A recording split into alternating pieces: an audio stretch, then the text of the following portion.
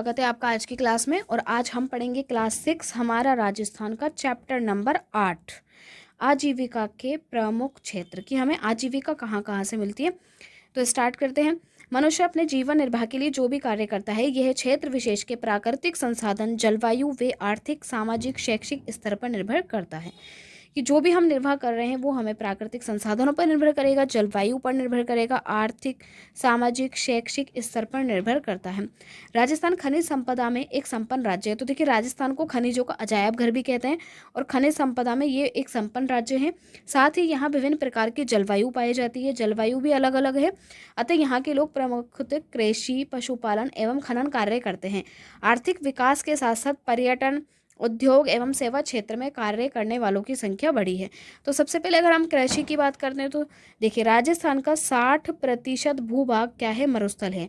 यहाँ अधिकांश कृषि मानसून की वर्षा पर निर्भर करती है क्योंकि पानी की कमी है, क्योंकि मरुस्थल में पानी की कमी है।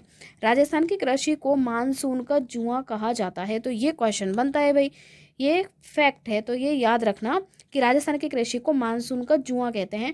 यहाँ वर्ष भर में 3 प्रकार की फसलें होती हैं। नंबर 1 आती है रबी की फसल। रबी की फसल की बुवाई सर्दी प्रारंभ होने पर की जाती है तथा गर्मी प्रारंभ होने पर मार्च अप्रैल में कटाई की जाती है। इसमें कौन कौन सी है, गेहूँ। ये क्वेश्चन हर बार को एग्जाम में आते हैं और हमेशा गलत करके आते होंगे क्योंकि जितना ईजी क्वेश्चन उतना ही कन्फ्यूजन। तो देखिए, गेहूँ, जौ, चावल, चना, सरसों, ये जो फसलें हैं ये रबी की फसलें होती हैं। और रबी की फसलें वो होती हैं जिन्हें हम गर्मी में खाते हैं। अब गर्मी में खाएंगे तो ऑब्वियस सी बात है कि सर्दियों में हम क्या करेंगे, इनकी बुवाई करेंगे, तभी तो गर्मियों में कटाई करेंगे फिर। तो इसलिए ये याद रखना कि रबी जो है ना वो गर्मी में खाई जाएगी। रबी गर्मी, तो रबी गर्मी में खाई जाती है, तो इसलिए उगाई कब जाएगी, सर्दी में। तो बुवाई की जाती है सर्दी में और काट ली जाती है गर्मी प्रारंभ होने पर। खरीफ की फसल की बात करें तो खरीफ की फसल वर्षा ऋतु के प्रारंभ में बोई जाती है और शीत ऋतु प्रारंभ होने से पहले काट ली जाती है क्योंकि खरीफ की फसल सर्दी में खाई जाती है। इसमें मुख्य फसलें हैं ज्वार, बाजरा, मूंग, कपास, गन्ना, मूंगफली एवं तिल। तो ये जो चीज़ें हैं ये कब खाई जाती हैं, सर्दी में खाई जाती है, इसलिए इनको खरीफ की फसल कहते हैं। एक आती है नंबर 3 पर जायद की फसल।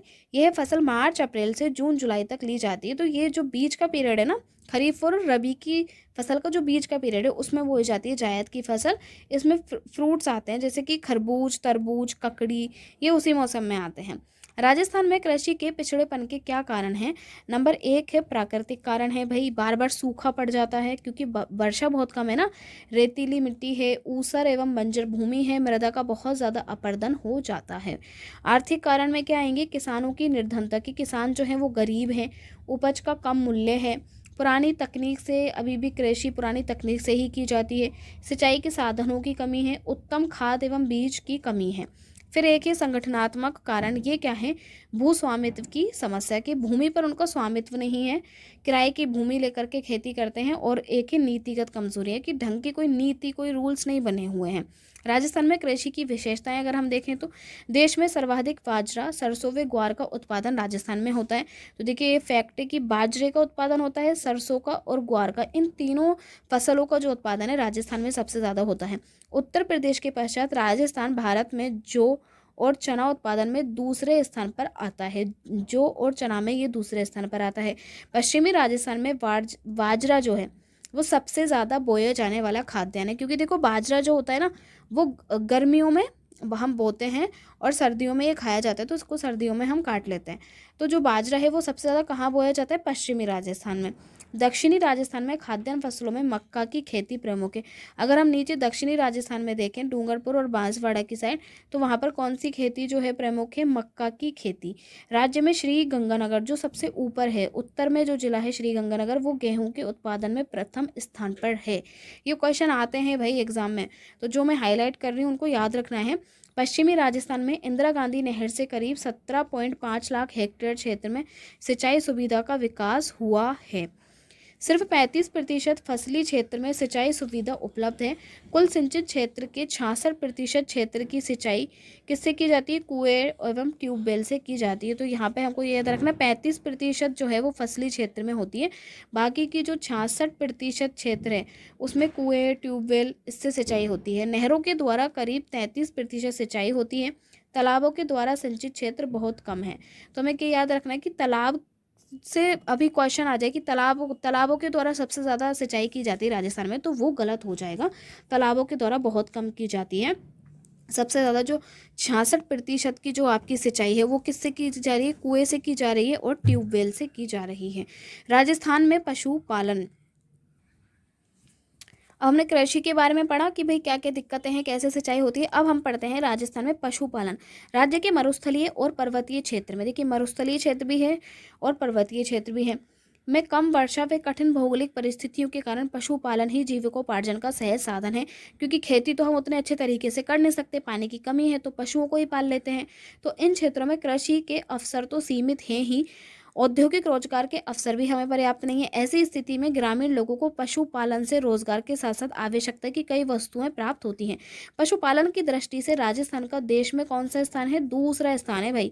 राजस्थान में भारत का लगभग 11.27% पशुधन पाया जाता है। मरुस्थलीय और पर्वतीय क्षेत्र के अलावा भी संपूर्ण राजस्थान में अधिकतर किसान खेती के साथ साथ पशुपालन भी करते हैं। पालतू पशु कौन से हैं वो देख लेते हैं। पशुपालन की दृष्टि से राजस्थान में गाय, बैल, भैंस, बकरियां, ऊंट, भेड़, घोड़े, गधे आदि पाले जाते हैं। राजस्थान के मरुस्थलीय प्रदेश में ऊंट, बकरियां, भेड़ पालन बहुतायत से किया जाता है।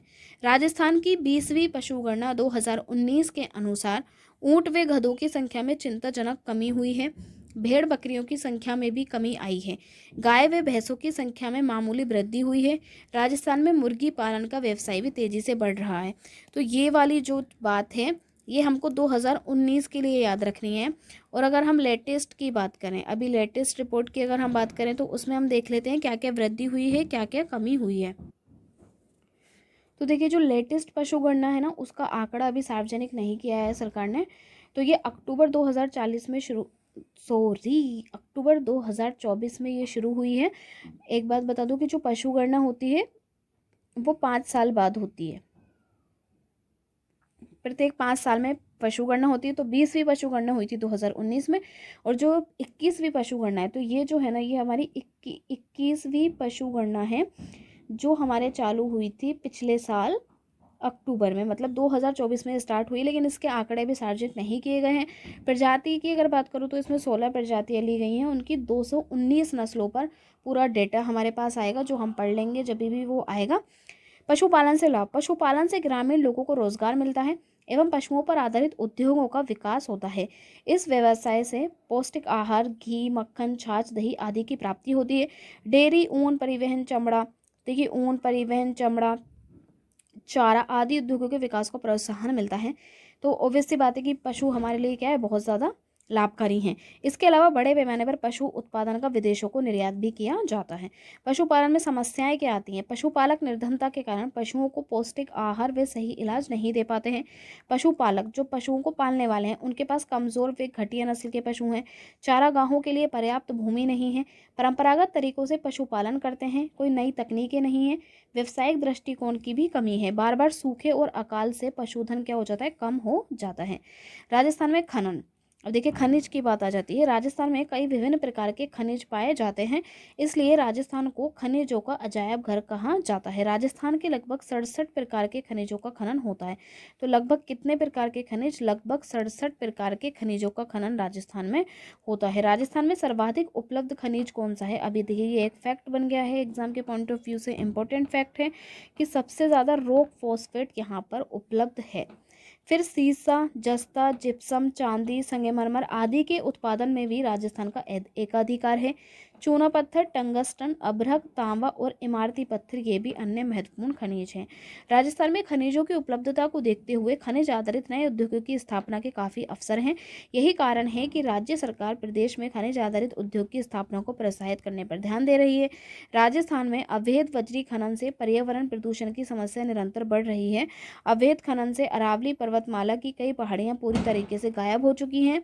इसके गंभीर पर्यावरणीय दुष्परिणाम हो सकते हैं। शब्दावली देख लेते हैं। आजीविका का मतलब है रोजगार, जीवन निर्वाह हेतु किया जाने वाला कार्य। अतिवृष्टि मतलब अत्यधिक वर्षा। निर्यात मतलब देश से माल बाहर भेजना। इसके अभ्यास प्रश्न देखते हैं। तो रबी की प्रमुख फसल कौन सी है? तो रबी की प्रमुख फसल कौन सी है? जो गर्मियों में खाई जाती है, मतलब कि गेहूँ। तो बाजरा सर्दियों की, मतलब ये खरीफ की फसल है, सब मक्का कपास, लेकिन जो गेहूँ है वो रबी की फसल है। मरुस्थलीय राजस्थान में सर्वाधिक बोया जाने वाला खाद्यान्न कौन सा है? तो सर्वाधिक बोया जाने वाला खाद्यान्न है बाजरा। खरीफ की फसल कौन सी ऋतु के प्रारंभ में बोई जाती है? तो ये वर्षा ऋतु के प्रारंभ में बोई जाती है और सर्दियां आने से, मतलब कि शीत ऋतु आने से पहले ये काट ली जाती है।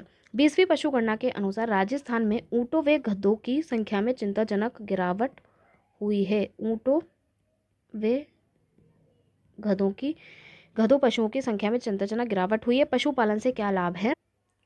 तो देखिए, पशुपालन से काफ़ी लाभ है। पशुपालन से ग्रामीण लोगों को रोजगार मिलता है, पशुओं पर आधारित उद्योगों का विकास होता है। इस व्यवसाय में पौष्टिक आहार, घी, मक्खन, दही, छाछ आदि प्राप्त होती हैं।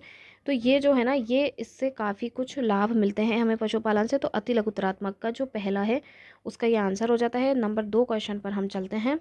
किन खनिजों में राजस्थान का एकाधिकार है? तो ये देखिए, अति लघुतरात्मक का दूसरे क्वेश्चन का आंसर हमें यहाँ मिलता है। ये अति लघुतरात्मक का है। सीसा, जस्ता, जिप्सम, चांदी, संगमरमर आदि के उत्पादन में राजस्थान का एकाधिकार है। नेक्स्ट क्वेश्चन है, पशुपालन क्षेत्र की 2 प्रमुख समस्याएं हमें बताने की। पशुपालन क्षेत्र में कौन कौन सी दिक्कतें आती हैं? तो ये देखिए, पशुपालन में समस्याएं। पशुपालक निर्धनता के कारण पशुओं को पौष्टिक आहार व सही इलाज नहीं दे पाते हैं। पशुपालक के पास कमज़ोर व घटिया नस्ल के पशु हैं। तो हमसे 2 समस्याएं पूछी हैं, तो ये दोनों हम लिख सकते हैं। फिर लास्ट क्वेश्चन हमारे पास आता है, राजस्थान में अवैध खनन से क्या दुष्परिणाम हो सकते हैं? तो अवैध खनन से ना बहुत कुछ दुष्परिणाम हो सकते हैं, जो हम देखते हैं अभी। देखिए, राजस्थान में अवैध बजरी खनन से पर्यावरण प्रदूषण की समस्या एक तो बनी रहती है। अवैध खनन से अरावली पर्वतमाला की कई पहाड़ियां पूरी तरीके से गायब हो चुकी हैं। इसके गंभीर पर्यावरणीय दुष्परिणाम हो सकते हैं। तो ये दूसरा क्वेश्चन है लास्ट, लघुतरात्मक का। ओके, तो ये यहाँ पर पूरा चैप्टर कंप्लीट हो जाता है। नेक्स्ट वीडियो में हम नेक्स्ट चैप्टर कवर करेंगे। Thank you.